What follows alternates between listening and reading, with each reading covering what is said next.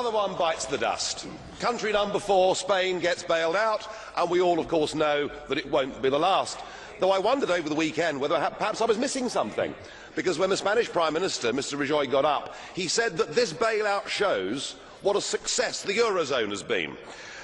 And I thought, well, having listened to him over the previous couple of weeks telling us there wouldn't be a bailout, I've got the feeling after all his twists and turns, he's just about the most incompetent leader in the whole of Europe. And that's saying something, because there's pretty stiff competition.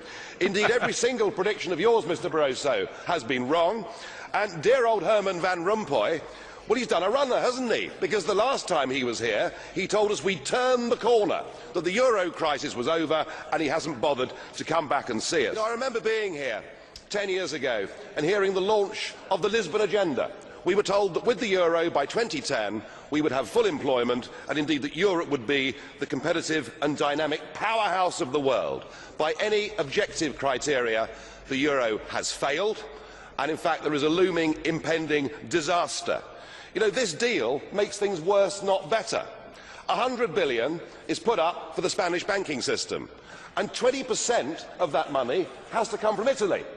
And under the deal, the Italians have to lend to the Spanish banks at 3%, but to get that money, they have to borrow on the markets at 7%.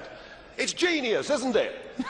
It really is brilliant. So what we're doing with this package is we're actually driving countries like Italy towards needing to be bailed out themselves. In addition to that, we put a further 10% on Spanish national debt. And I tell you, any banking analyst will tell you 100 billion doesn't solve the Spanish problem. It would need to be more like 400 billion.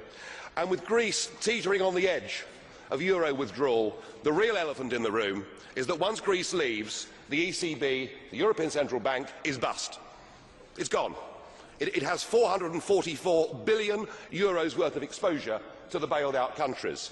And to rectify that, you'll need to have a cash call from Ireland, Spain, Portugal, Greece and Italy. You couldn't make it up, could you? It is total and utter failure. This ship, the Euro Titanic, has now hit the iceberg, and sadly there simply aren't enough life.